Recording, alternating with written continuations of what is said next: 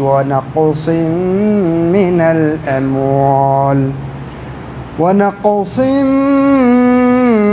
من الأموال والأنفس والثمرات وبشر الصابرين الذين إذا أصابتهم مصيبة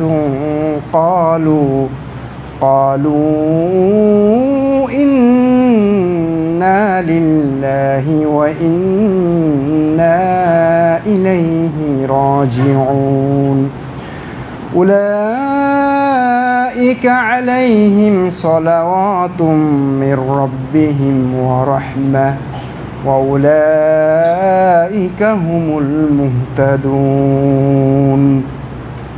যাবতীয় প্রশংসা এবং সমস্ত গুণগান সে মহান রব্বুল আলামিনের জন্য, যার অশেষ অনুগ্রহ এবং একান্ত তৌফিকে আমরা সুখ দুঃখ, কষ্ট, হাসি কান্না সব কিছুর মধ্য দিয়েও ভালো আছি এবং সুস্থ থেকে আজকের দাওয়া ইলাল্লাহর এই জামে মসজিদে জুমার খুতবা শোনার জন্য, তার ডাকে সাড়া দেওয়ার জন্য উপস্থিত হতে পেরেছি। যে মহান রব্বুল আলামিন আমাকে আপনাকে এই তৌফিক দিয়েছেন, তার শুকরিয়া জ্ঞাপন করছি, আলহামদুলিল্লাহ। দুরূদ এবং সালাম বর্ষিত হোক মানবতার মুক্তির দূত, আমাদের শেষ নবী, একমাত্র আদর্শ, যার আদর্শ নিয়েই মানবতা প্রকৃত শান্তি পেতে পারে দুনিয়াতে, এবং পরকালে তার আদর্শ ছাড়া মুক্তি পাওয়ার কোনো উপায় নেই। সেই রাসূলের উপরে আমরা আবারও দুরূদ এবং সালাম পেশ করছি সাল্লাল্লাহু আলাইহি ওয়াসাল্লাম। সম্মানিত মুসল্লিবৃন্দ, গত 21 জুলাই দুপুরে দিয়াবাড়ি উত্তরাতে যে মাইলস্টোনে যে মর্মান্তিক দুর্ঘটনা, হৃদয় বিদারক যে ঘটনা ঘটে গেল, অকালে বলবো না, তাদের এটা সময় হয়ে গেছে, কেউ আসলে অকালে যায় না। তো এই যে ফুলের কলিগুলো ঝরে গেল, 29 জনের খবর আমরা পেয়েছি সর্বশেষ, আল্লাহ ভালো জানে, আহত শতাধিক। এই অবস্থায় আমি ভেবেছি যে ধৈর্যের উপরে আসলে আমাদের কিছু দার্স নেওয়া উচিত, ধৈর্যের উপরে আমাদের কিছু কোরআন হাদিসের জ্ঞান নেওয়া উচিত। কারণ এই দুনিয়াটা পরীক্ষাগার, এখানে কেউ সবসময় সুখে থাকে না। সুখ দুঃখ, হাসি কান্না, বিপদ আপদ, ভালো মন্দ সবসময় মানুষের জীবনের সঙ্গী। দুনিয়াটাই মহান রব্বুল আলামিন এরকমভাবেই দুনিয়াটাকে তিনি সাজিয়েছেন। এই জন্য আল্লাহ বলছেন, ওয়ালা নাবলুওয়ান্নাকুম, আমি অবশ্যই তোমাদেরকে পরীক্ষা করব। কেন? আমি জানতে চাই তোমাদের ভিতরে প্রকৃতপক্ষে মুজাহিদ কে, এবং কে আসলে সবর করতে পারে, কে ধৈর্য ধারণ করতে পারে। এই জন্য আমি অবশ্যই তোমাদের পরীক্ষা নেব। সম্মানিত উপস্থিতি, সেই জন্য আমরা যে অবস্থায় থাকি না কেন, মহান রব্বুল আলামিন আমাদেরকে পরীক্ষা নিতে পারেন। অনেক সময় কাউকে অনেক টাকা দিয়ে পরীক্ষা নেন, অনেক বড়লোক বানিয়ে পরীক্ষা নেন, কাউকে আবার পথের ফকির বানিয়ে পরীক্ষা করেন। কাউকে কোনো সন্তান দেন না, আবার কাউকে অনেক সন্তান দেন। আল্লাহর পরীক্ষার যে কত ধরন আছে, কত রকমের যে পরীক্ষা তিনি নেন, তিনিই ভালো জানেন। তো সর্বাবস্থায় আমাদেরকে সবর করতে হবে। সবর শব্দের অর্থই হচ্ছে 3টা বিষয়। একটা হলো আপনি নিজের মনকে নিয়ন্ত্রণ করবেন, আর একটা হচ্ছে মন নিয়ন্ত্রণের পাশাপাশি আপনার জিহ্বাকে নিয়ন্ত্রণ করবেন। আরেকটা হচ্ছে আপনি আপনার অঙ্গ প্রত্যঙ্গকে নিয়ন্ত্রণ করবেন। কারো বিরুদ্ধে কোনো অভিযোগ নেই, আল্লাহর ফয়সালায় আমি খুশি, আমি বিরক্ত নই। এর নাম হচ্ছে সবর। কোরআন মাজিদে সবরের কথা অনেক জায়গায় এসেছে, আমি সেদিকে যাব, আপনাদেরকে নিয়ে যাব ইনশাআল্লাহ। এক জায়গায় সবরুন জামিল আল্লাহ বলেছেন, এর ব্যাখ্যায় শেখুল ইসলাম ইবনে তাইমিয়া রাহিমাহুল্লাহ সহ অনেক আলেম ওলামা তারা বলেছেন সবর জামিল হচ্ছে যেখানে কোনো বিরক্তি নেই, যেখানে কোনো অভিযোগ নেই, সেটাই হলো সবরে জামিল, যেটি ইয়াকুব আলাইহিস সালাম অনেক বিপদের সময় বলেছিলেন। সম্মানিত উপস্থিতি, সাধারণত সবর, ধৈর্য, এইটা 3 ভাগে বিভক্ত। আজকে আমরা একটা নিয়ে কথা বলবো, তবে শ্রেণী বিন্যাসটা একটু আপনাদেরকে স্মরণ করিয়ে দিই। একটা হলো আল্লাহর আনুগত্যের কাজে সবর। আল্লাহর অনেক আদেশ আছে না, সেগুলো করতে গেলে সবর লাগে। আজকে আপনারা এখানে উপস্থিত হয়েছেন জামে মসজিদে বা অন্য কোথাও যদি যেতেন, এই যে আশা, এটা কি সবর ছাড়া সম্ভব? অনেকে অনেক দূর থেকে এসেছেন, অবশ্যই সেখানে সবর লাগে। আপনি সিয়াম রাখবেন, হজ করবেন, যাকাত দিবেন, ভালো ব্যবহার করবেন, সব কিছুতে সবরের দরকার আছে। তাহলে সবর ছাড়া ভালো কাজ করা সম্ভব নয়। এটা হলো আসবরু আলা তাআত, অর্থাৎ আল্লাহর আনুগত্যের কাজে সবর। আর একটা হলো আসবরু আনিল মুহাররামাত ও আলাল মুহাররামাত, অর্থাৎ আল্লাহ যা যা করতে নিষেধ করেছেন সেই নিষিদ্ধ বিষয় থেকে নিজেকে রক্ষা করা, বাঁচিয়ে রাখা, এখানে অনেক সবরের প্রয়োজন আছে। সবর করতে পারে না দেখেই তো মানুষ জেনায় লিপ্ত হয়, অথচ আল্লাহ নিষেধ করে দিয়েছেন। তো সে এটা করলো কেন? সবর নাই তাই। সবর নাই দেখেই তো ওই মেয়েটা বাবা মার নামে কেস করে দিল আর উল্লসিত হলো। সবর নেই দেখেই তো আজকে আমাদের দেশে নেশাদার দ্রব্যে ভরে গেছে। এরকম প্রত্যেকটা জায়গায় আপনি যেখানে যেখানে আল্লাহ হারাম করে দিয়েছেন যে যে বিষয়, আর মানুষ করছে, তার মানে সে সবর করতে পারছে না। তাহলে আল্লাহর আদেশ মানতে যেমন সবর লাগে, আল্লাহর নিষিদ্ধ বিষয় থেকে নিজেকে রক্ষা করতেও সবর লাগে। এই হলো 2টা সবর। আরেকটা সবর হচ্ছে যে আল্লাহ তাকদীর, অনেক সময় অনেক তেতো তাকদীর দেন, বেদনাদায়ক তাকদীর তিনি নির্ধারণ করেন, সেখানে সবর করা। আজকে মূলত আমরা এই বিষয়টা নিয়ে কথা বলবো, শেষেরটা, অর্থাৎ আল্লাহর ফয়সালায় আমাদেরকে সবর করতে হবে। সম্মানিত উপস্থিতি, আমরা প্রথম পয়েন্টে ইসলামের দৃষ্টিতে সবরের কত মর্যাদা এবং এটা যে কত গুরুত্বপূর্ণ, সেই বিষয়টা আজকে জানার চেষ্টা করব প্রথম আলোচনায়। মূলত 4টা বিষয়। মূল জায়গায় ঢোকার আগে আমি আপনাদেরকে বলি, কোরআন মাজিদ 90-এরও বেশি জায়গায় কোরআন মাজিদে সবরের কথা আছে, যেখানে আল্লাহ বিভিন্নভাবে সবর করার জন্য উৎসাহিত করেছেন। বিভিন্ন নবীর সবরের যে ইতিহাস তুলে ধরেছেন।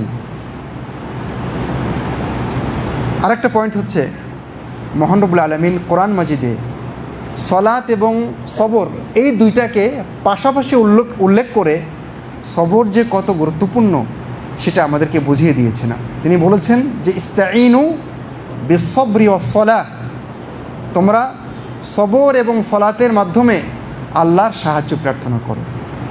বরং সলাতের আগে মহান রব্বুল আলামিন সবরের কথা উল্লেখ করেছেন। তাহলে নিশ্চয়ই এটা অত্যন্ত গুরুত্বপূর্ণ একটি বিষয়। এরপরে 3 নম্বর বিষয় হচ্ছে সবর কেন এত গুরুত্বপূর্ণ। কারণ মহান রব্বুল আলামিন যখন ক্ষতিগ্রস্তদের তালিকা বললেন এবং তালিকায় সবাইকে ঢুকিয়ে দিলেন যে সব মানুষ ক্ষতিগ্রস্তদের অন্তর্ভুক্ত। ওয়াল আসর ইন্নাল ইনসানা। তারপরে মহান রব্বুল আলামিন সবাইকে ক্ষতিগ্রস্ত করার পরে, ঘোষণা করার পরে কিছু মানুষকে বাদ দিলেন। যাদেরকে বাদ দিলেন সেই তালিকাতে কারা আছে? যারা ঈমান আনে, পরস্পরকে ধৈর্যের নসিহত করে, উপদেশ দেয়। তাহলে সবর এটা হলো মুক্তি পাওয়ার একটা বড় জায়গা। তারপরে আরেকটা পয়েন্ট বলবো এখানে, সেটা হচ্ছে এই পুরো দিনটাই আসলে সবর দিয়ে ভরা। আমি যেমনটি প্রথমে ব্যাখ্যা করছিলাম যে সবর ছাড়া আসলে কোনো কিছুই সম্ভব নয়। ভালো কাজও করতে পারবেন না, মন্দ কাজ থেকে আপনি নিজেকে রক্ষা করতে পারবেন না। আবার আল্লাহ একটা ফয়সালা করেছেন আপনার জন্য, আপনার সন্তান মারা গেল, অসুস্থ হলো, আপনি অসুস্থ হলেন, আপনার স্ত্রী অসুস্থ হলেন, আপনার আম্মা অসুস্থ হলেন, আপনি সবর করতে পারলেন না। তাহলে এখানে যেন আপনি আল্লাহর বিরুদ্ধে চলে গেলেন, কারণ এই ফয়সালা কে করেছেন? আল্লাহ করেছেন। আমি সবর করতে পারলাম না, যা তার মানে হচ্ছে আমি স্বয়ংক্রিয়ভাবে আল্লাহর বিরুদ্ধে চলে গেলাম। তার মানে পুরো দিনটা আপনি যদি হিসাব করেন তাহলে পুরো দিনটাই সবরের উপরে ভিত্তিশীল। সেজন্য সবর অত্যন্ত গুরুত্বপূর্ণ বিষয়।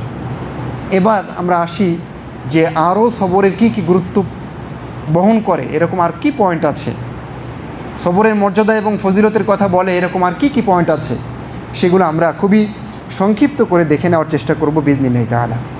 মহান রব্বুল আলামিন একেবারে প্রথম দিকে যে সমস্ত আয়াত রাসূলের উপর অবতীর্ণ করেছিলেন তার একটা সূরা হচ্ছে সূরাতু আল মুদ্দাসসির। এখানে মহান রব্বুল আলামিন যে সমস্ত নির্দেশনা তার রাসূলকে দিয়েছেন তার একটা হচ্ছে প্রথম আয়াতগুলোতে ওয়ালি রব্বিকা ফাসবির, ওয়ালি রব্বিকা ফাসবির, আপনি আপনার রবের জন্য সবর করুন।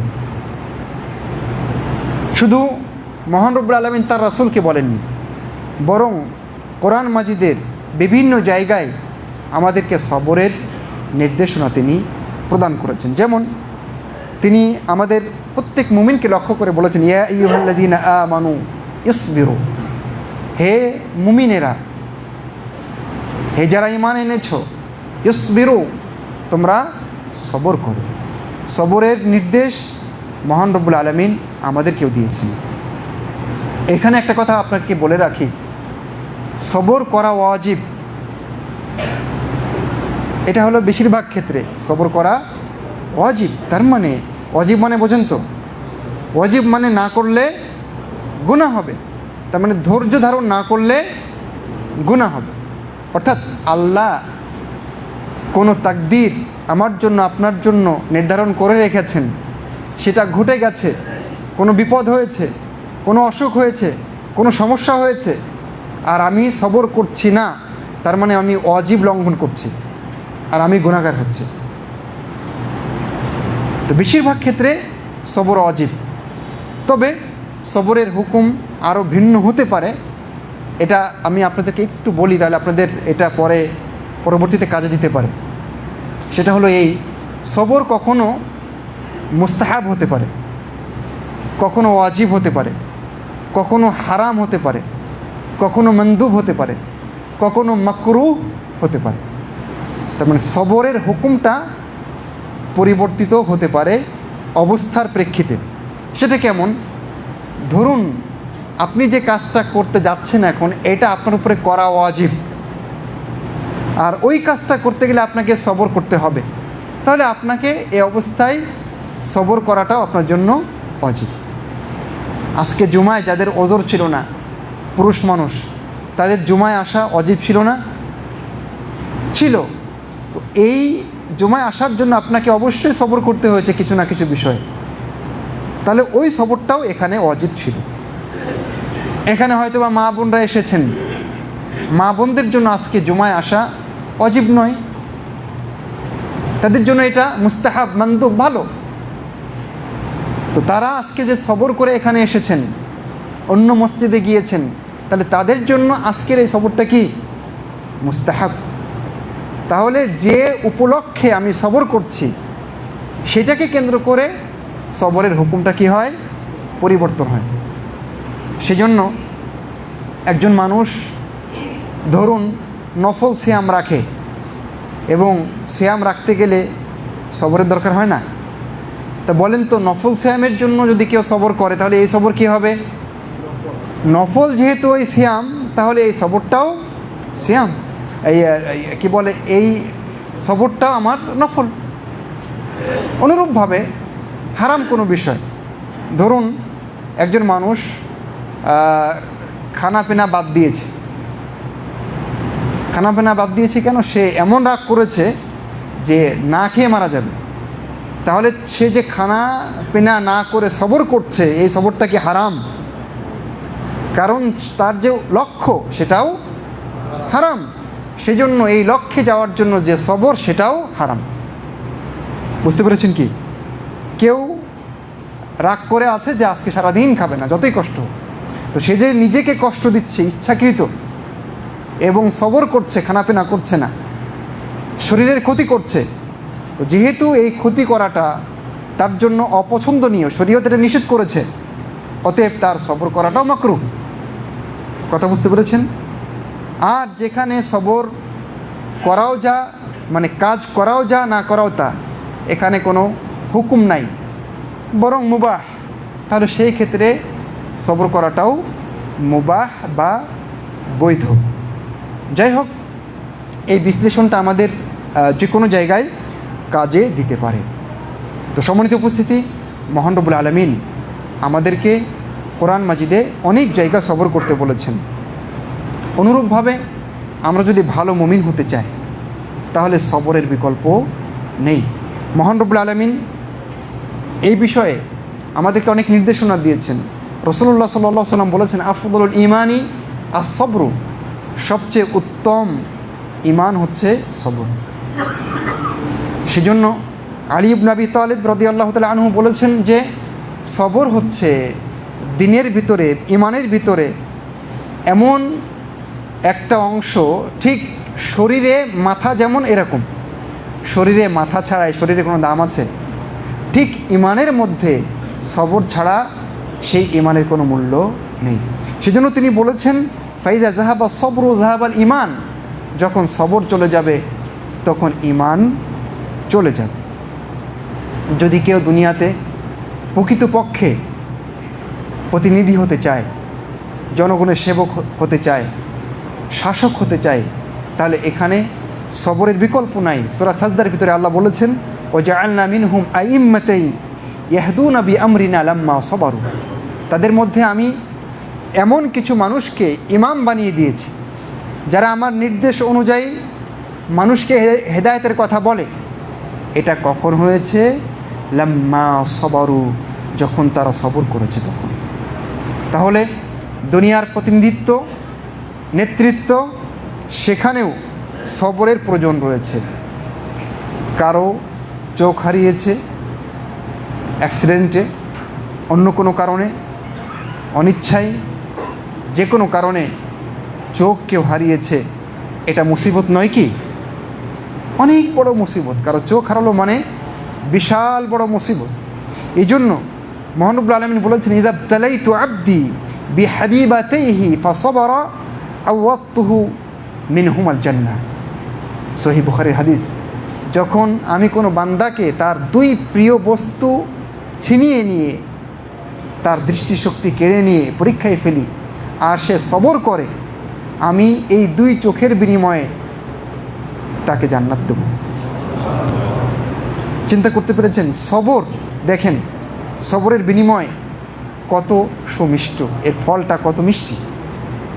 সম্মানিত উপস্থিতি, আমাদের আত্মীয় স্বজন অনেকে মারা যায়, ভাই ব্রাদার, বন্ধু বান্ধব, এই অবস্থায় যদি আমরা ধৈর্য ধারণ করতে পারি, সেখানেও মহান রব্বুল আলামিন আমাদের জন্য জান্নাতের ঘোষণা দিয়েছেন।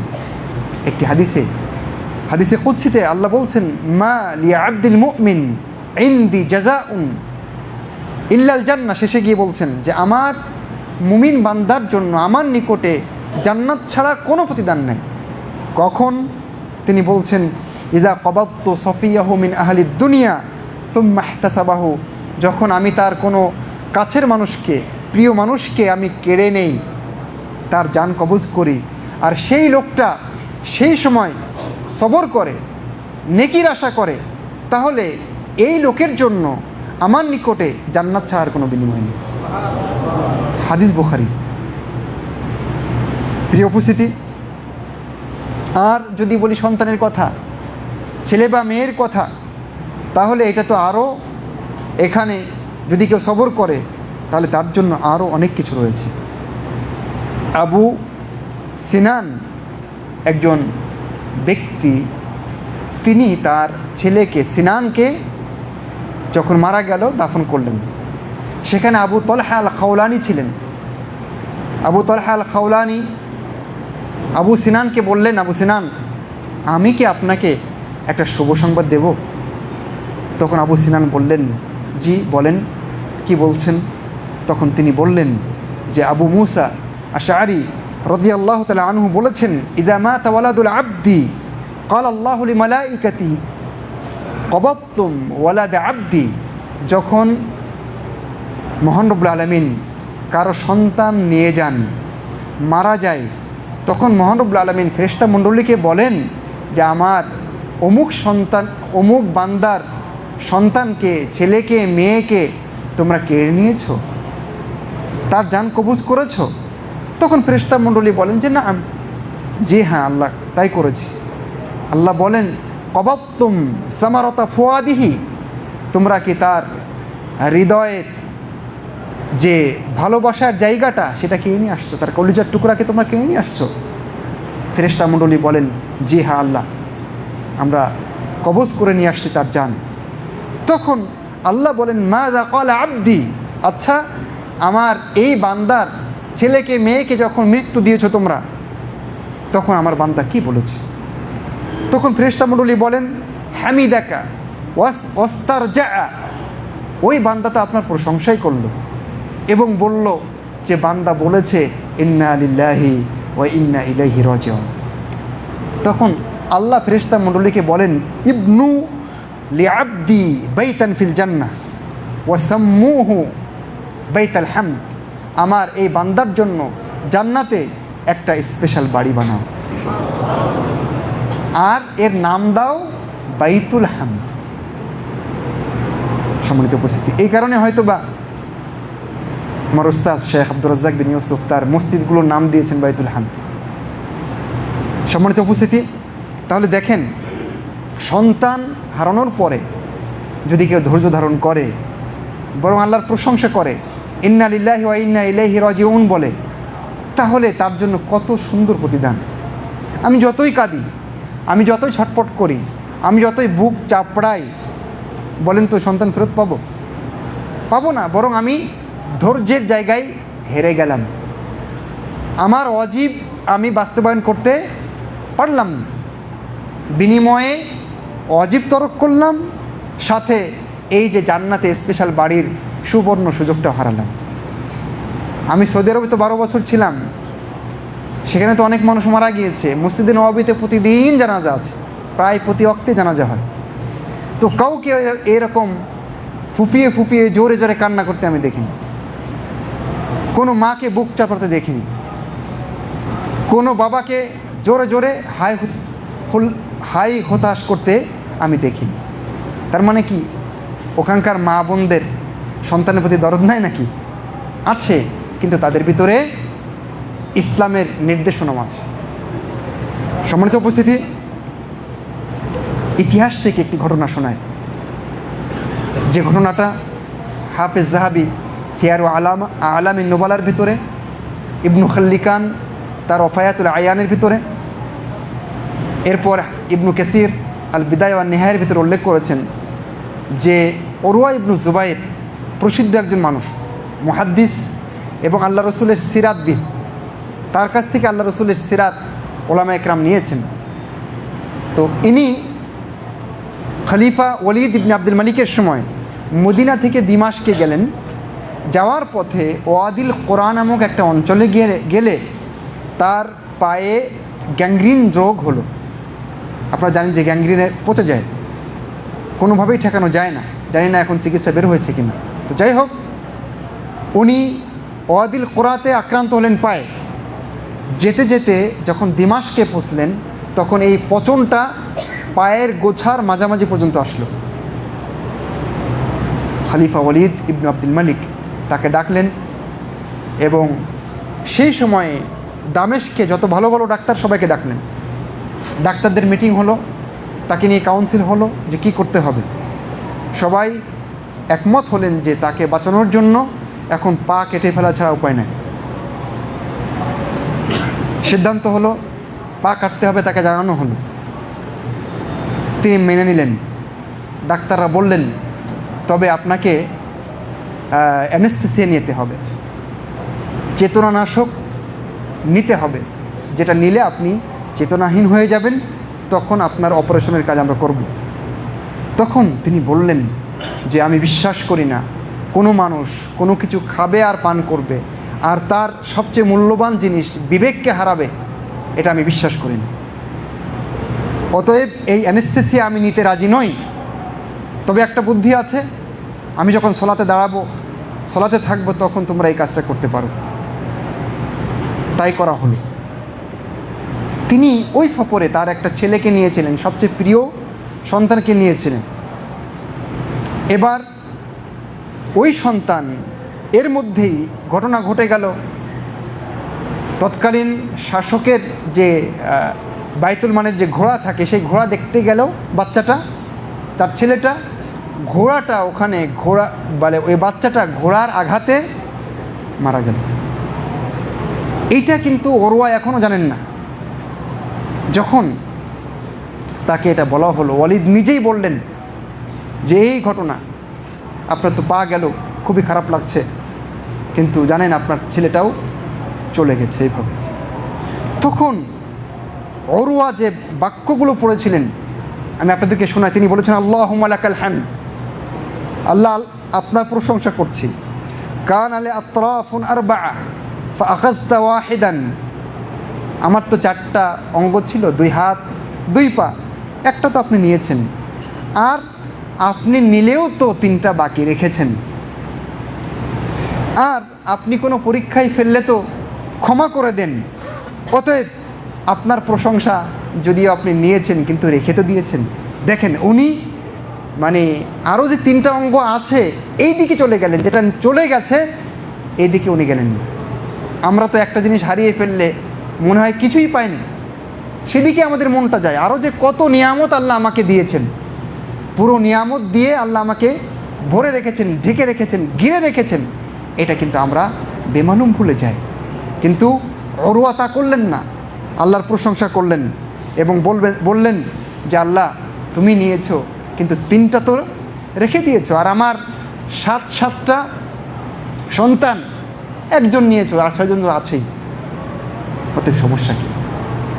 এইভাবে তিনি সবর করলেন এবং শেষে বললেন আল্লাহুম্মা ইন্নী লাম আমশি বিহা ইলা সুইন কাত, আল্লাহ যে পাটা আমি কেটে ফেলেছি, আল্লাহর কসম করে বলছি এই পা দিয়ে কখনো কোনো পাপের কাজে আমি যাইনি। এই ঘটনার শেষের দিকে আর একটা ঘটনা আছে, যেটা ইবনু খাল্লিকান ওয়াফায়াতুল আয়ানে উল্লেখ করেছেন, এবং এই ঘটনাটা বিভিন্ন নির্ভরযোগ্য ওয়েবসাইটে আমি পেয়েছি, সেটা একটু উল্লেখ করি। ওই বছরই ওয়ালিদ ইবনু আব্দুল মালিকের কাছে বানু আব্বাস থেকে একটা গোত্র আসলো। তো এই কওমের মধ্যে একজন লোক, মুরব্বী মানুষ, বৃদ্ধ মানুষ, যার 2 চোখ নাই। ওয়ালিদ জিজ্ঞেস করলেন, মুরব্বী আপনার 2 চোখ নেই কেন, কি সমস্যা? তিনি বললেন সে এক বিশাল কাহিনী। এক রাতে এক উপত্যকায় আমার বাড়িতে আমি ছিলাম, আর বানু আব্বাস গোত্রে আমার চেয়ে সম্পদশালী আর কেউ ছিল এটা আমার জানা নেই। কি ছিল না? আমার বাড়ি ছিল, ঘোড়া ছিল, উট ছিল, সন্তান ছিল, জমি ছিল, বাগান ছিল, সব ছিল আমার। হঠাৎ এক রাতে পাহাড়ি ঢলে আমার সব নিয়ে চলে গেল। বাকি থাকলো শুধুমাত্র আমার নবজাতক সন্তান এবং একটা উট। এক রাতের ঘটনা। পরে আমি ওই উটটা ধরার জন্য, উটটা পালিয়ে যাওয়ার চেষ্টা করছে, আমি ধরার জন্য গেলাম। যখনই গেলাম তখনই পেছনে নবজাতকের আওয়াজ পেলাম কান্নার।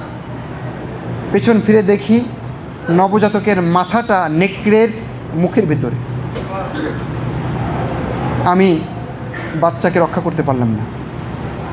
তারপরে চিন্তা করলাম কমপক্ষে উট তো বাঁচাই।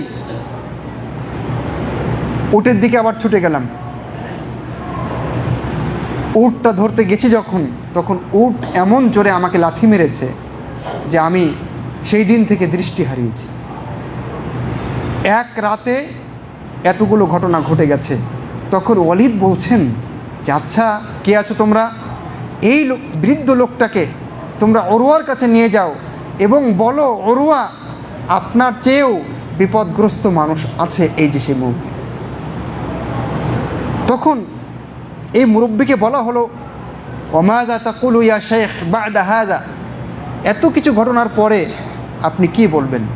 তখন মুরব্বী বলছেন আলহামদুলিল্লাহ আল্লাযী তারাকা লি কলবান আমিরান ওয়া লিসানান যাকিরান, আমি সে আল্লাহর প্রশংসা করছি যে আল্লাহ আমার কমপক্ষে একটা হৃদয় তো রেখে দিয়েছেন এবং লেসান জিহ্বা তো রেখে দিয়েছেন। আমি এর বিনিময়ে তো আল্লাহ জিকির করতে পারছি, এই হৃদয় দিয়ে তো আল্লাহ জিকির করতে পারছি, এই জন্য আল্লাহ শুকরিয়া। চিন্তা করতে পেরেছেন?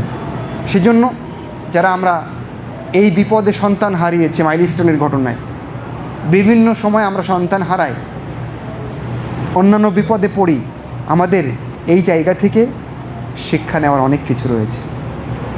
প্রিয় উপস্থিতি, আমরা বলছিলাম সবর এবং ধৈর্য বিপদ আপদে যদি ধরতে পারি আমরা, তাহলে এর অনেক ফজিলত এবং গুরুত্ব রয়েছে। যদি আমি আপনি গুনাহ মাপ চাই, তাহলে যে কোনো বিপদে সবর করতে হবে। বুঝতে পেরেছেন? কোরআন মাজিদে আল্লাহ বলেছেন মান ইয়া'মাল সুআন ইউজজা বিহি, যে ব্যক্তি খারাপ কাজ করবে তাকে তার বদলা দেওয়া হবে। তখন আবু বকর বলছেন রাদিয়াল্লাহু তাআলা আনহু, আল্লাহ রাসূল যত মন্দ কাজ, সব মন্দ কাজের ব্যাপারে কি আমাদের প্রতিদান দেওয়া হবে? তাহলে তো শেষ, কত মন্দ কাজ হয়ে যায়। তখন আল্লাহ রাসূল বলছেন গাফারাল্লাহু লাকা ইয়া আবু বকর, আবু বকর আল্লাহ আপনাকে ক্ষমা করে দিক। তারপরে বলছেন আলাস্তা তামরাদ, আলাস্তা তানসাব, আলাস্তা তাহজান, আলাস্তা ইউসিবুকা আল্লাওয়া, আপনার কি অসুখ হয় না? আপনার কি বিপদ আপদ হয় না? আপনি কি টেনশনে পড়েন না? আপনার কি বিভিন্ন ঝামেলা আসে না? তখন আবু বকর বললেন হ্যাঁ অবশ্যই। তখন আল্লাহ রসুল বললেন এটাই তো প্রতিদান। তার মানে কি? তার মানে আমি মন্দ কিছু করেছি, একটা বিপদ এসেছে, এর বিনিময়ে ওটা কি হয়ে গেছে? মুছে গেছে। সম্মানিত উপস্থিতি, সেই কারণে সহিহ বুখারীতে এবং মুসলিমে আপনারা হাদিস জানেন যে মা ইউসিবুল মুসলিম মিন নাসাবিন ওয়ালা ওয়াসাবিন ওয়ালা হাম্মিন ওয়ালা হুজনিন ওয়ালা আযান ওয়ালা গাম্মিন হাত্তা শাওকা ইউশাকুহা ইল্লা কাফফারাল্লাহু বিহা মিন খতায়া। যে কোনো মুসলিম ব্যক্তি যার যে কোনো বিপদ, দুশ্চিন্তা, সমস্যা, কষ্ট, এমনকি কাটা যদি পায়ে ফোটে, তাহলে এর বিনিময়ে মহান রব্বুল আলামিন তার পাপগুলোকে মুছে ফেলেন। সেজন্য মুমিন জীবনে আসলে কষ্ট কিছুই না, বিপদ কিছুই না। আমরা বলতাম ছোটবেলায় যে হাতি মরলেও লাখ টাকা, বাঁচলেও লাখ টাকা। মুমিনের জীবন তো এরকম। সেজন্য সহিহ মুসলিমের হাদিসে আল্লাহ রাসূল বলেছেন যে আজাবান লিআমরিল মুমিন, মুমিনের বিষয়টা বড়ই আশ্চর্যজনক। তার ভালো হলেও ভালো, মন্দ হলেও ভালো। ভালো হলে শুকরিয়া জ্ঞাপন করে, এটাই তো তার জন্য ভালো। আর মন্দ হলে সবর করে, এটাই তার জন্য ভালো। সুবহানাল্লাহ। সেজন্য একজন মুমিনের জীবনে কোনো কিছুই আসলে বিপদ নয়। অন্য একটি হাদিসে রাসূলুল্লাহ সাল্লাল্লাহু আলাইহি ওয়াসাল্লাম বলেছেন যে মুমিন জীবনে বিপদ আসতে থাকে, আসতে থাকে, আসতে থাকে, আসতে থাকে। আস্তে আস্তে এই বিপদ তার শরীরের উপরে চাপে, তার সন্তানের উপরে চাপে, তার জানমালের উপরে চাপে।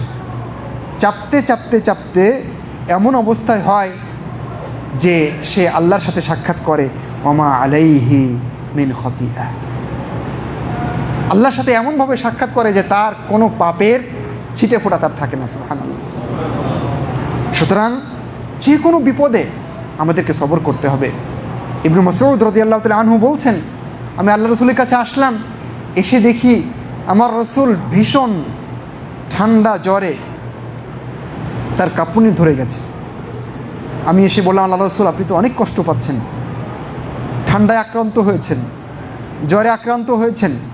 তখন আল্লাহ রসুল বললেন যে হ্যাঁ আব্দুল্লাহ, আমি ভীষণ আক্রান্ত। কেমন আক্রান্ত জানো? তোমাদের দুইজনের যে জ্বর হয় আমার একার সেই জ্বর। তখন ইবনে মাসউদ বলছেন, তাহলে তো আল্লাহ রসুল আপনার ডাবল নেকি? তিনি বলছেন, হ্যাঁ ঠিকই বলেছ, আমার ডাবল নেকি। এরপরে রাসূলুল্লাহ সাল্লাল্লাহু আলাইহি ওয়াসাল্লাম যে কথাটা বললেন সেটা হলো এই যে যে কোনো মুসলিমের যদি বিপদ হয়, কোনো তার হাতে ছিল না, এটা হয়ে গেছে, চেষ্টা করেছে ঠেকাবার পারেনি, বিপদ হয়ে গেছে, যে কোনো বিপদ, এমনকি কাঁটা যদি তার শরীরে বিধে ফোটে, ইল্লা কাফফারাল্লাহু বিহা সাইয়্যাতি, তাহলে আল্লাহ এর বিনিময়ে তার পাপগুলোকে মোচন করে দিবেন। বুখারী এবং মুসলিমের হাদিসের ভাষা দেখেন, আল্লাহ রাসূল বলছেন, কামা তাহুত্তু শাজারাতু ওয়ারাকাহা, ঠিক গাছ যেমন তার পাতাকে ঝরিয়ে দেয়, শীতের দিনে পাতা গাছ ন্যাড়া হয়ে যায় না, ঠিক বিপদ আপদ আসলে একজন মুমিন গুনাহ থেকে এরকম ন্যাড়া হয়ে যায়। সুবহানাল্লাহ। যদি সে সবর করতে পারে, যদি সে ইন্না লিল্লাহি ওয়া ইন্না ইলাইহি রাজিউন পড়তে পারে। যদি কেউ বিপদ আপদে সবরের পাশাপাশি সন্তুষ্ট থাকে, সবর করা এটা হলো ওয়াজিব, আর সন্তুষ্ট থাকা এটা হলো আরেকটু উপরের স্তর। আর সেখানে আলহামদুলিল্লাহ, আল্লাহ শুকরিয়া, উল্টা যদি কেউ করতে পারে, উল্টা না, এটা আসলে সোজা, যদি কেউ শুকরিয়া আদায় করতে পারে, এটা হলো বেশি উপরের স্তর। আমি সেদিকে ইনশাআল্লাহ সময় থাকলে আপনাদেরকে নিয়ে যাব। সম্মানিত উপস্থিতি, তাহলে যদি কোনো ব্যক্তি সবর করে এবং সন্তুষ্ট থাকে, তাহলে তার জন্য প্রতিদান বেশি। এই জন্য আল্লাহ রাসূল বলেছেন, ইন্না ইযামাল জাযাই মা ইযামিল বালা, বিপদ যত বেশি প্রতিদান তত বেশি। আর মহান রব্বুল আলামিন যখন কোনো কওমকে ভালোবাসেন, তাদেরকে বিপদে ফেলেন, তাদেরকে পরীক্ষা নেন। যদি তারা পরীক্ষায় পাশ করে, সন্তুষ্ট থাকে, ফালাহুর রিদা, তাহলে এটাই তো চূড়ান্ত সন্তুষ্টি। আর যদি কেউ রাগান্বিত হয়, বিরক্তিবোধ করে, তাহলে এটাই তো ক্রোধ, সে আল্লাহর পক্ষ থেকে ক্রোধই পাবে। সম্মানিত উপস্থিতি, আমরা বিপদ আপদে সবর করব, কারণ এর প্রতিদান অনেক বেশি। আল্লাহ বলেছেন, ইন্নামা ইউওয়াফাস সাবিরুনা আজরাহুম বিগাইরি হিসাব। আল্লাহ বলেছেন, যারা সবরকারী, ধৈর্যশীল, তাদের বিনা হিসাবে প্রতিদান দেওয়া হবে, কোনো হিসাব করা হবে না। এর ব্যাখ্যায় কাতাদা তাফসীর তাবারিতে কাতাদা বলেছেন, লা ওয়াল্লাহি মা হুনালিকা মা হুনাকুম মিকিয়ালুন ওয়ালা মিজান, সেদিন মেপে মেপে প্রতিদান দেওয়া হবে না, সেখানে দাড়িপাল্লা থাকবে না প্রতিদান দেওয়ার জন্য। বুঝতে পেরেছেন? মেপে মেপে দেওয়া হবে না। যারা সবর করবে তাদের বিনা হিসাবে শুধু আল্লাহ দিবেন আর দিবেন। সুবহানাল্লাহ। এটাই সবরের মাহাত্ম্য, এটাই সবরের মর্যাদা এবং ফজিলত। সম্মানিত উপস্থিতি, আরও দেখেন, আপনি আল্লাহর সাথে থাকতে চান বা আল্লাহ আপনার সাথে থাকবেন, এটা কি আপনি চান না? তাহলে সবর করতে হবে। আল্লাহ তো বলছেন কোরআন মাজিদে, ইন্নাল্লাহা মা'আস সাবিরিন, নিশ্চয় আল্লাহ সবরকারীদের সাথেই আছেন। দুই জায়গায় বলেছেন আল্লাহ কথা। আর দুই জায়গায় বলেছেন আল্লাহু মা'আস সাবিরিন, আল্লাহ সবরকারীদের সাথে রয়েছেন। সুতরাং আপনি যদি চান যে আল্লাহ আপনার সাথে থাকবেন, তাহলে যে কোনো বিপদে সবর করতে হবে। আল্লাহর ভালোবাসা পেতে চান না? কে কে চান? তাহলে সবর করতে হবে। আল্লাহ বলেছেন, আল্লাহু ইউহিব্বুস সাবিরিন, আর আল্লাহ কি করেন? যারা সবরকারী তাদেরকে ভালোবাসেন। সুতরাং যে কোনো বিপদে সবর করতে হবে। জান্নাতে যাবেন, তাহলে সবর করতে হবে। আল্লাহ বলেছেন, কোরআন মাজিদে সূরা রাদের ভিতরে সালামুন আলাইকুম বিমা সাবারতুম ফানি'মা উকবাদ, তোমরা যে সবর করেছো সেজন্য তোমাদের উপরে শান্তি। ফানি'মা উকবাদ, আজকের এই জায়গা এটা কত বড় নিয়ামত তোমাদের জন্য, কি দারুণ নিয়ামত তোমরা পেয়েছো। কিসের বিনিময়ে? সবর করার বিনিময়ে। আল্লাহ বলছেন ইন্নী জাযাইতুহুল ইয়াউম, আজকে আমি তাদের প্রতিদান দেব। কিসের বিনিময়ে? বিমা সাবারু, যেহেতু তারা সবর করেছে এই জন্য তাদের প্রতিদান আমি আজকে দেব। আল্লাহ বলেন যে আন্নাহুম হুমুল ফাইজুন, আর তারাই হচ্ছে সফল কাম। সুবহানাল্লাহ। সম্মানিত উপস্থিতি, খুতবার সময় শেষ হয়ে আসছে, কথার অনেক বাকি রয়েছে। তো যাই হোক, খুতবার সময়ের ভিতরে আমাদেরকে কথা শেষ করতে হবে। মহান রব্বুল আলামিন জান্নাতে অনেক স্তর রেখেছেন। কিছু স্তর জান্নাতে এমন আছে যেখানে কোনো আমল দিয়ে যাওয়া যাবে না, সবর ছাড়া। বুঝতে পেরেছেন? তার মানে সেই জায়গায় মানুষ যাবে কোনো আমল দিয়ে যাবে না, যাবে কি দিয়ে? সবরের মধ্য দিয়ে। এই জন্য আবু হুরায়রা রাদিয়াল্লাহু তাআলা আনহু বলেছেন, আল্লাহ রাসূল বলেছেন ইন্না রাজুলা লা ইয়াকুনু লাহু ইনদাল্লাহিল মানজিলা, আল্লাহর নিকটে কোনো মানুষের এমন মর্যাদা হবে ফামা ইয়াবলুগুহা বিআমালিন, কোনো আমল দিয়ে সেখানে সে যেতে পারবে না। তখন কি হবে? ফামা ইয়াজালুল্লাহু ইয়াবতালিহি বিমা ইয়াকরাহু, তখন আল্লাহ তাকে পরীক্ষা করবেন এমন কিছু বিষয় দিয়ে যেগুলো সে চায় না, যেগুলো সে ভালোবাসে না, সেগুলো দিয়ে তাকে পরীক্ষা করবেন। হাত্তা ইউবাল্লিগাহু ইয়াহা, পরীক্ষা করতে করতে করতে করতে জান্নাতের সেই জায়গায় মহান রব্বুল আলামিন তাকে পৌঁছে দেবেন। সুবহানাল্লাহ। দেখেন, কোনো আমল দিয়ে সেই জায়গায় যাওয়া যাবে না। যেতে গেলে কী করতে হবে? আমাকে আপনাকে সবর করতে হবে। দুনিয়াতে এসেছিলাম, আমি কি নিয়ে এসেছিলাম? উলঙ্গ একটা মানুষ এসেছিলাম। আল্লাহ তো আমাকে বড় করেছেন, এই অঙ্গ প্রত্যঙ্গ বুদ্ধি তিনি দিয়েছেন। আমার সন্তান কে দিয়েছেন? আমার টাকা পয়সা কে দিয়েছেন? আমার চাকরি ব্যবসা বাণিজ্য কে দিয়েছেন? আল্লাহ দিয়েছেন, যিনি আমাকে সৃষ্টি করেছেন। তিনি নিয়েছেন, তার দেওয়া জিনিস তিনি নিয়েছেন। এত আফসোসের কি আছে? এত ভেঙে পড়ার কি আছে? যে চলে গেল ও আজকে হলেও যেত, 10 বছর পরে হলেও যেত, যাবেই,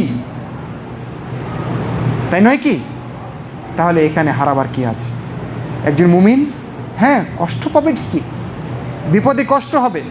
যখন আল্লাহ রসুল সাল্লাল্লাহু আলাইহি ওয়াসাল্লামের ছেলে ইব্রাহিম মারা গেলেন, তখন আল্লাহ রসুল বললেন না যে আল কলবু ইয়াহজান, হৃদয় তো ভারাক্রান্ত হয়, দুশ্চিন্তাগ্রস্ত হয়। ওয়াল আইনু তাদমাউ, চোখ দিয়ে তো পানি আসে। কিন্তু আল্লাহ রসুল কি এমন কিছু বলেছিলেন যা আল্লাহর অসন্তুষ্টির কারণ হয়? বলেননি। এবং আল্লাহ রসুল বলেছিলেন যে ওয়ালা নাকুলু ইল্লা বিমা ইউরদি রব্বানা, তবে এরকম অবস্থায় এমন কিছু করব না, এমন কিছু বলবো না, এমন চিন্তা করব না যাতে আমার আল্লাহকে খুশি করা ছাড়া অখুশি করবে, এমন কিছু বলা যাবে না। তাহলে আমাদের কষ্ট হতে পারে, কিন্তু আমাদের কি করতে হবে? সবর করতে হবে। সম্মানিত উপস্থিতি, খুতবার এই পর্যায়ে আমরা একটু বিরতি নিচ্ছি। পরের অংশে গিয়ে 2-1 মিনিট কথা বলে আমরা কথা শেষ করব। আকুলু কওলি হাযা ওয়া আস্তাগফিরুল্লাহ লি ওয়া লাকুম ওয়া লিসাইরিল মুসলিমিন।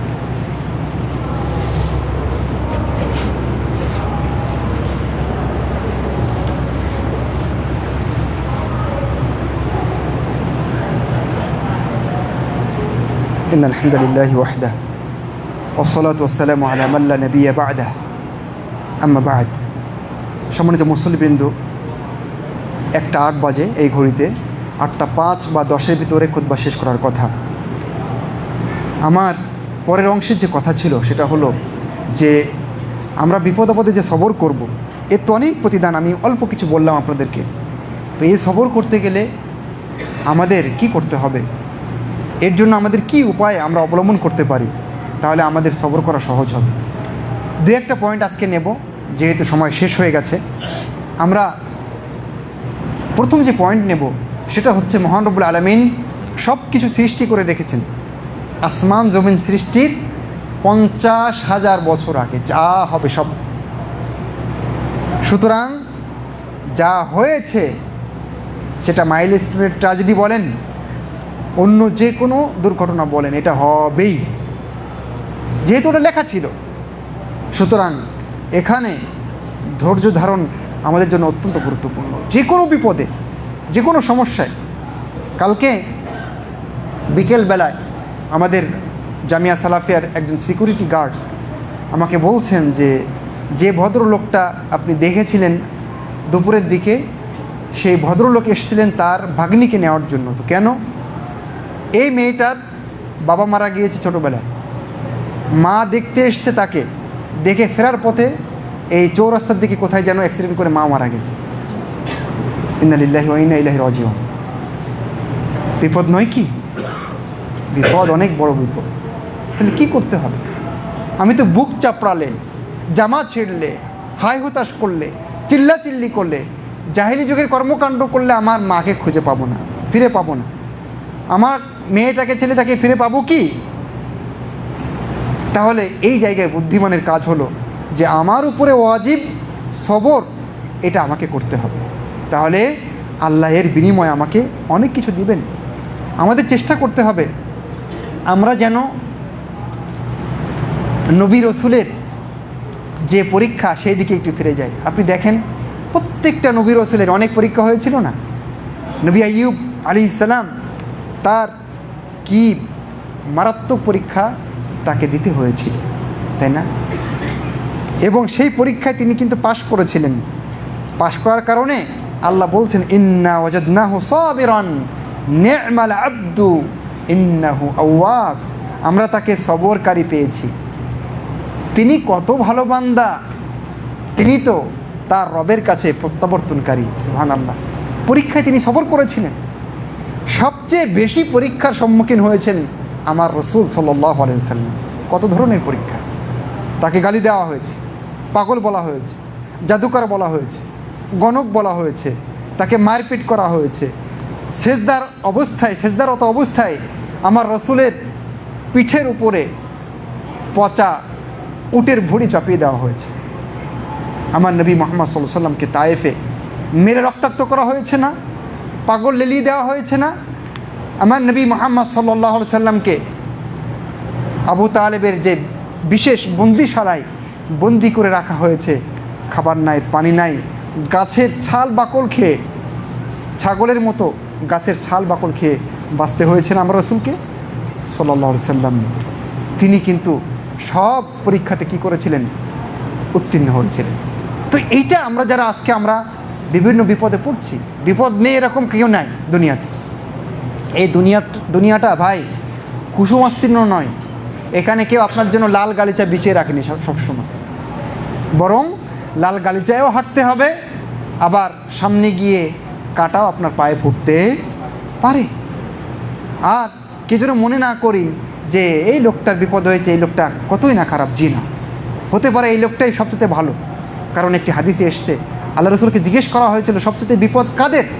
আল্লাহ রসুল বলেছিলেন, আল আম্বিয়া সুম্মাল আমসালু ফাল আমসাল। সবচেয়ে বেশি বিপদ হচ্ছে নবী এবং রসুলদের, এবং তারপরে যারা যত ভালো মানুষ তাদের বিপদ তত বেশি। সুতরাং বিপদ হয়েছে মানে ওই লোকটা খারাপ তা নয়, বরং ওই লোকটা আপনার চেয়ে ভালো হতে পারে। তাহলে এই হলো প্রথম পয়েন্ট, যে আমরা নবী রসুলের ইতিহাস দেখব। তারপরে যে কাজটা করব, তাকদীর, এটা অস্বীকার করা যাবে না। সুতরাং এখানে আমি চাইলেও ঘটবে, না চাইলেও ঘটবে।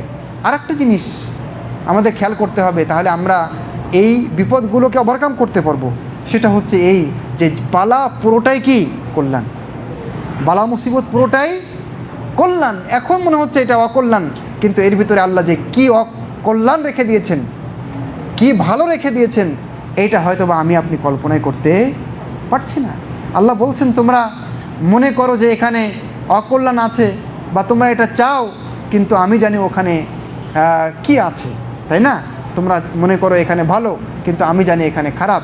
তোমরা মনে করছো এখানে খারাপ, আমি জানি এখানে ভালো। সুতরাং কোথায় ভালো কোথায় মন্দ সেটা আল্লাহই ভালো জানেন। আল্লাহ যা ইচ্ছে তাই করতে পারেন, তাকে প্রশ্ন করা হবে না, কিন্তু আমাদেরকে প্রশ্ন করা হবে। তবে আল্লাহ যা করেন হিকমা এবং প্রজ্ঞার বাইরে তিনি কিছু করেন না। তিনি কারো প্রতি বিন্দুমাত্র জুলুম করেন না। সেজন্য এইভাবে আমরা যদি সান্ত্বনা খোঁজার চেষ্টা করি তাহলে আমাদের জন্য সহজ হবে। আরও অনেকগুলো পয়েন্ট ছিল, আমি আর দু একটা পয়েন্ট বলি। সেটা হলো আমরা সালাত আদায় করব, সালাতের মাধ্যমে বিপদ আসলে বিপদকে দূর করার চেষ্টা করব। আমরা দোয়া করব, কোরআন মাজিদে 2 জায়গায় এসছে রব্বানা আফরিগ আলাইনা সবরা। আল্লাহ আমাদেরকে দোয়া শেখাচ্ছেন যে হে আমাদের রব, আপনি আমাদের উপরে সবর ঢেলে দিন। তাহলে এই দোয়া আমরা আল্লাহর কাছে করব যে আল্লাহ আমাদেরকে সবর দিন, আমাদেরকে ধৈর্য দিন। বিপদ আপদ আসলে আমরা সবর করার চেষ্টা করব। আমরা বলার চেষ্টা করব ইন্না লিল্লাহি ওয়া ইন্না ইলাইহি রাজিউন, আল্লাহুম্মা আজুরনি ফি মুসিবাতি ওয়া আখলিফ লি খায়রাম মিনহা। এই দোয়া পড়ার চেষ্টা করব যে হে আল্লাহ, এই বিপদে আপনি আমাকে আশ্রয় দিন এবং এর চেয়ে উত্তম কিছু আমাকে দিয়ে দিন। উম্মু সালামা বলছেন আমি এর নগদ ফলাফল পেয়েছি। কি সেটা? বলছেন যে আবু সালামা যখন মারা গেলেন তখন আমি এই দোয়াটা পড়লাম। আল্লাহ কি করলেন? আল্লাহ আবু সালামার চেয়ে ভালো জিনিস আমাকে দিলেন। তিনি কি বলেন তো? তিনি হলেন রাসূলুল্লাহ সাল্লাল্লাহু আলাইহি ওয়াসাল্লাম। কারণ আবু সালামা মরে যাওয়ার পরে এই উম্মু সালামাকে আল্লাহ রাসূল সাল্লাল্লাহু আলাইহি ওয়াসাল্লাম বিয়ে করেছিলেন। সম্মানিত উপস্থিতি, তাহলে এইভাবে আমরা আমাদের বিপদগুলোকে দূর করব আর চেষ্টা করব। খবরদার কখনো আমরা বিরক্তি পেশ করব না, কখনো আমরা বিরক্ত হব না, কখনো আমরা বলবো না যে সব বিপদ কি আমার হয়, আল্লাহ তুমি আর কাউকে দেখতে পাও না, এরকম বলে না। খবরদার, এরকম জাহেলি কর্মকাণ্ড করা যাবে না। কথা শেষ করছি। মহান রব্বুল আলামিন আমাকে, আপনাকে, সবাইকে প্রকৃত সবর করার তৌফিক দান করুন, আমিন। একটা আবেদন জানাই, আপনারা জানেন যে আদ-দাওয়া ইলাল্লাহ যে জায়গায় আপনারা সালাত আদায় করতে এসেছেন এবং এখানে স্কুলও আছে, অন্যান্য অঙ্গ প্রতিষ্ঠানও আছে। আপনারা জানেন এখানে প্রতি মাসে একটা ব্যাপক খরচ হয়। তো এই খরচটা কিন্তু আপনারাই বহন করেন। তো আপনাদের মাধ্যমে আল্লাহ এই প্রতিষ্ঠানগুলো চালাচ্ছেন। সেজন্য ওদের তো আহ্বান থাকবে, আমরা যারা এসেছি কেউ খালি হাতে আজকে কিছু না দিয়ে যাব না ইনশাআল্লাহ। অল্প হলেও 5 টাকা হলেও 10 টাকা হলেও প্রত্যেকেই শরীক হওয়ার চেষ্টা করবো ইনশাআল্লাহ। মহান রব্বুল আলামিন আপনাদের দানকে কবুল করুন এবং সর্বাবস্থায় মহান রব্বুল আলামিন আমাদেরকে ধৈর্য ধারণের তৌফিক দান করুন, আমিন সুম্মা আমিন। আকুলু কওলি হাযা ওয়া আস্তাগফিরুল্লাহ লি ওয়া লাকুম ওয়া লিসাইরিল মুসলিমিন। কুমু লিস-সালাহ।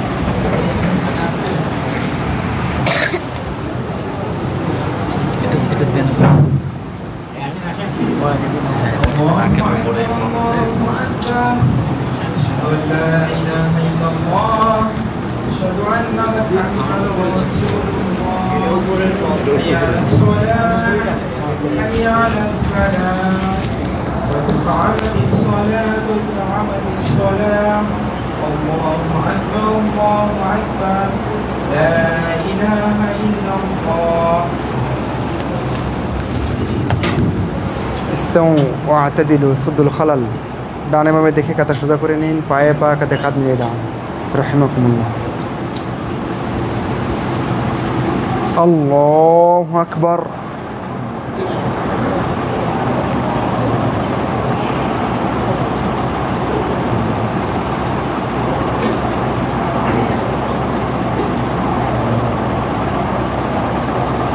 الحمد لله رب العالمين الرحمن الرحيم مالك يوم الدين إياك نعبد وإياك نستعين اهدنا الصراط المستقيم صراط الذين أنعمت عليهم غير المغضوب عليهم ولا الضالين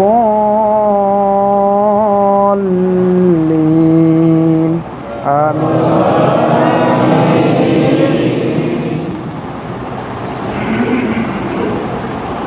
تبت يدا أبي لهب وتب ما أغنى عنه ماله وما كسب سيصلى نارا ذات لهب وامرأته حمالة الحطب في جيدها حبل من مسد. الله أكبر.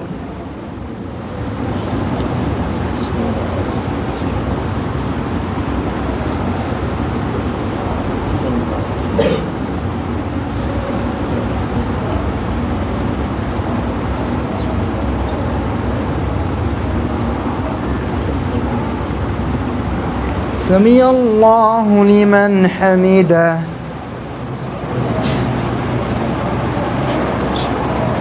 الله أكبر.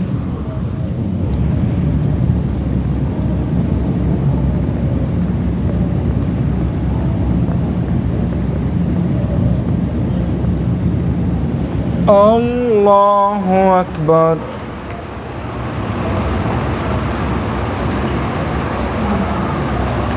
الله أكبر.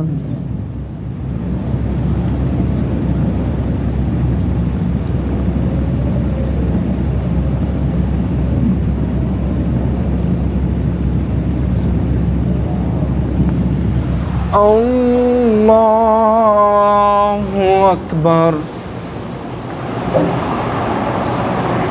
الحمد لله رب العالمين الرحمن الرحيم مالك يوم الدين إياك نعبد وإياك نستعين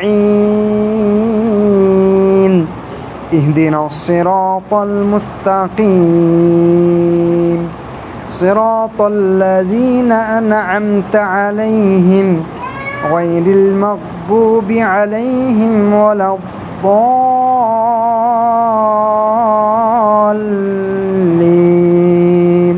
آمين. قل هو الله أحد الله الصمد لم يلد ولم يولد ولم يكن له كفوا أحد. الله أكبر.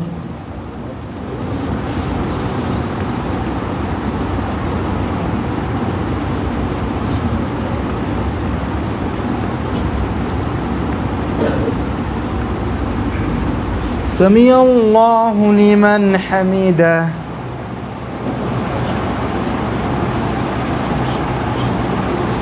الله أكبر.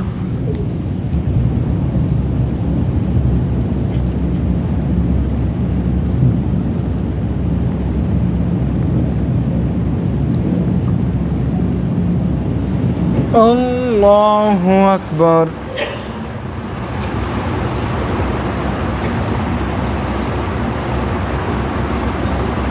الله أكبر.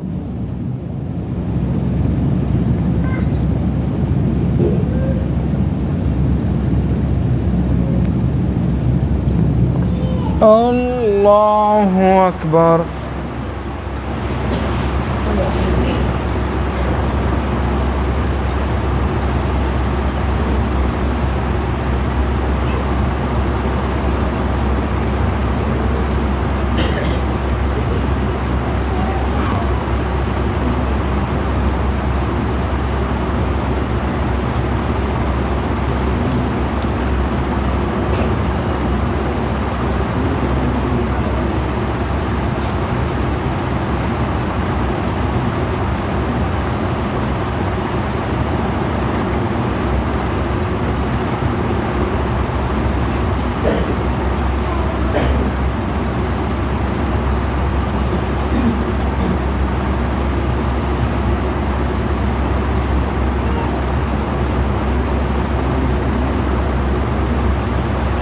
আসসালামু আলাইকুম ওয়া রাহমাতুল্লাহ।